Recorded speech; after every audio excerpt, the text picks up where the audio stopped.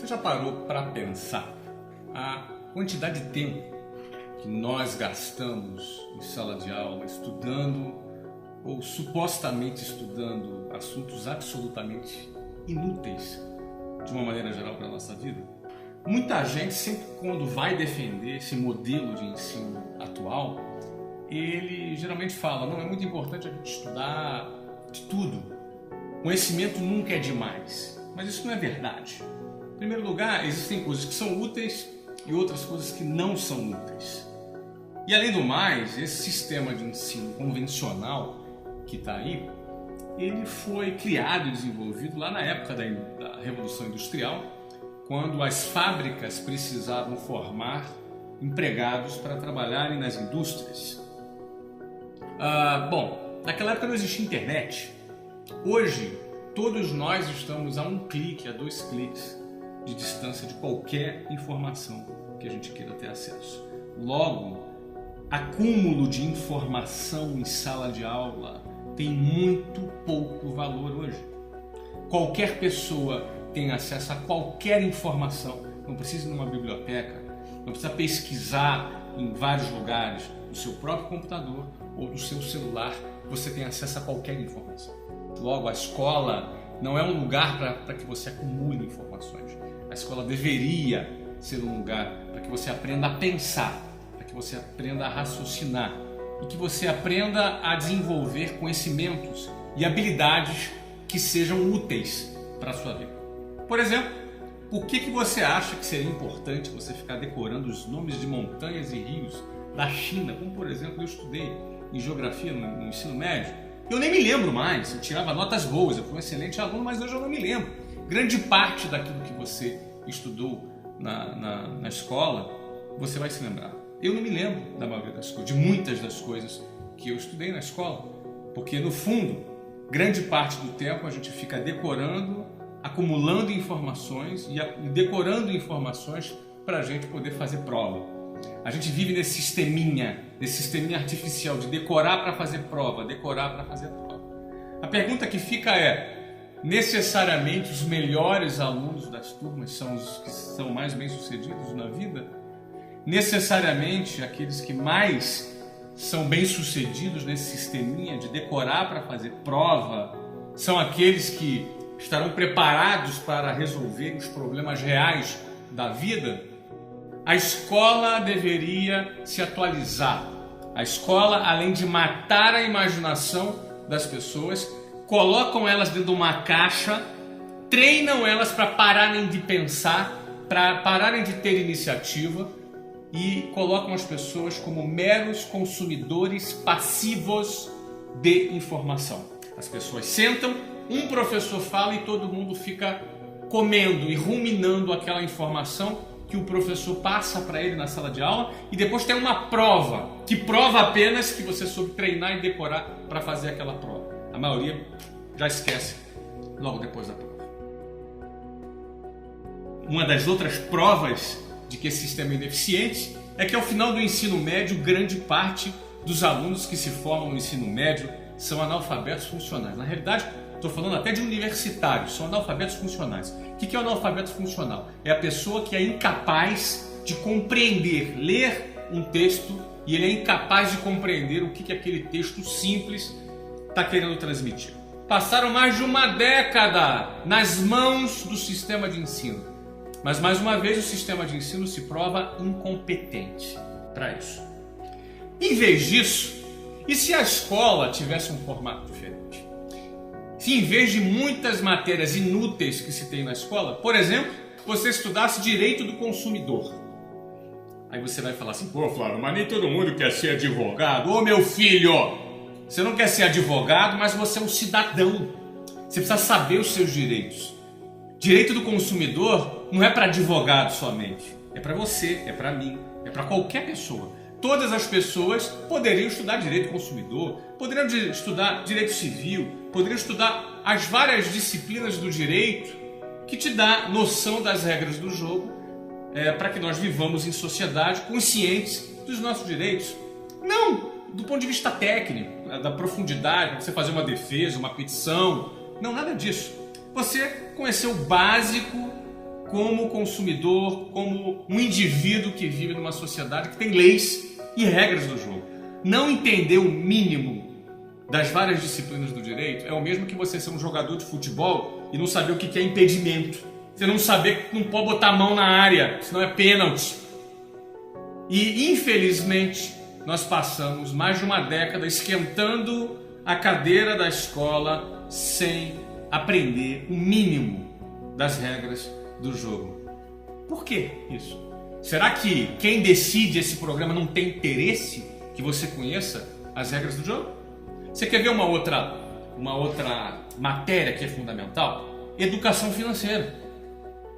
Educação financeira é fundamental. Você deveria estudar isso todas as semanas nos últimos 10 anos da sua vida. Desde a primeira série do ensino fundamental, você já deveria estudar educação financeira.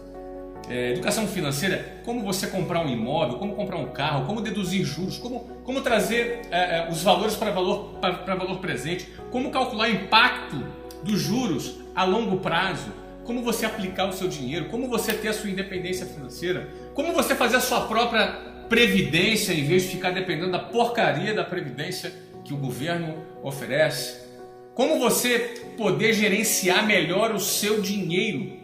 Por que será que você não aprende isso?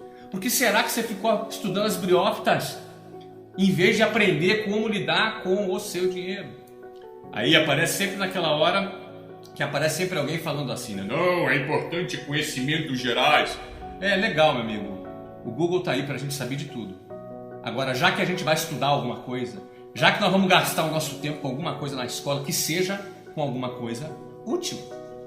Por que estudar alguma coisa que não é útil sob o argumento dos conhecimentos gerais? Então estudemos os conhecimentos gerais, investiguemos os conhecimentos gerais, mas com temas que sejam úteis. Por exemplo, primeiros socorros. Um cara teve um AVC na rua, você sabe o que fazer? Teve um ataque cardíaco, você sabe o que fazer? Teve uma parada cardiorrespiratória, você sabe o que fazer? Você pode salvar uma vida. A tua vida pode ser salva por alguém do seu lado. Por que as pessoas não aprendem sobre primeiros socorros na escola? Por quê? Esse é um tema mais simples, mas é muito fácil enxergar a importância de um tema como primeiros socorros. Vamos para outro tema aqui, que você poderia estudar na escola, por exemplo, oratória. Foi feita uma pesquisa no Brasil, não me recordo agora, uma coisa que eu li recentemente também, que um dos maiores medos que as pessoas têm é falar em público. As pessoas têm um verdadeiro pânico de falar em público, de subir num palco, uma galera assistindo, eles tremem, gaguejam, dá branco e não conseguem concatenar as ideias, as palavras fogem. Mas como é que se desenvolve isso? Isso é puro treino. Principalmente a questão da oratória. É puro treino.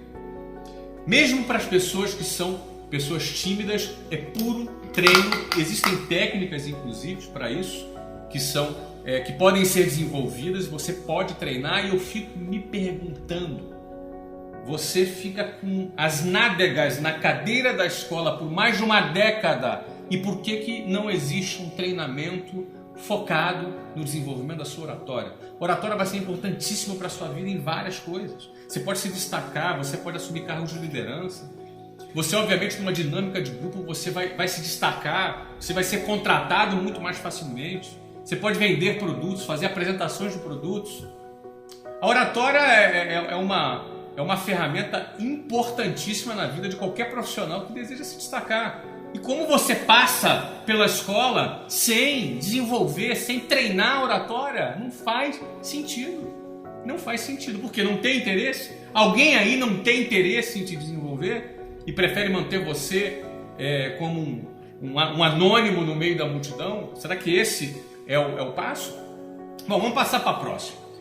Outro ponto interessantíssimo que poderia ser ensinado nas escolas desde o início não é inteligência emocional. A gente já percebeu que não basta ter QI, que é um coeficiente de inteligência, que é aquela inteligência acadêmica, a sua capacidade de memorizar, a sua capacidade de lembrar das coisas. Isso é bacana, isso é importante também, mas o seu coeficiente emocional também é fundamental, porque de nada adianta você memorizar bastante as coisas, não é? Mas você desistir na segunda dificuldade. Você ser consumido pela ansiedade. As suas emoções são os seus maiores amigos e o pior dos seus inimigos.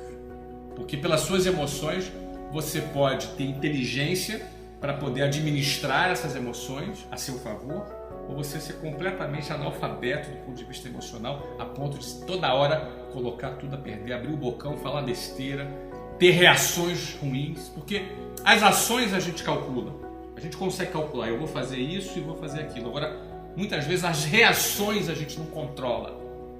Por quê? Porque é uma questão de falta de controle emocional. Isso poderia ser treinado, isso poderia ser ensinado nas escolas durante mais de uma década que você ficou lá estudando os gases nobres, você ficou lá resolvendo problemas, simulações às vezes absurdas. Eu lembro, problemas de física com simulações absurdas.